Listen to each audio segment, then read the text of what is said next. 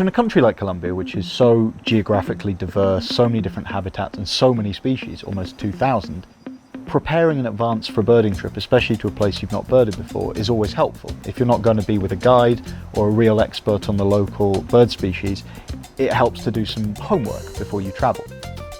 I'm Chris Bell from The Birders Show, joining you live from a hammock in the Colombian Magdalena Valley. And I'm going to give you some tips on the best ways to approach a birding trip and prepare for birding in a new location.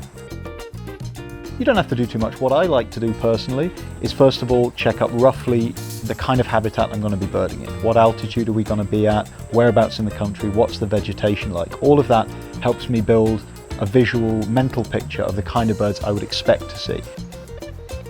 And that allows you to use a field guide, for example, to kind of figure out exactly what it is you're looking at. So a good example is wood creepers. We just had a nice view of what turns out to be a streak-headed wood creeper in the little plantations next to the house where we're staying. A lot of these wood creepers look very, very similar. Even in detail, there's a lot of crossover.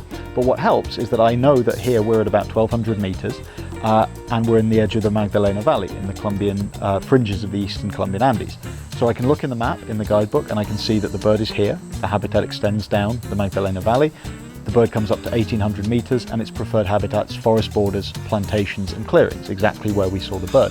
And that allows me, through the process of elimination, to eliminate some very similar looking wood creepers that don't live anywhere near here. Makes the process a lot easier. That's the thing, a lot of the time we're birding in places where we bird day to day. We know what the species we're seeing are.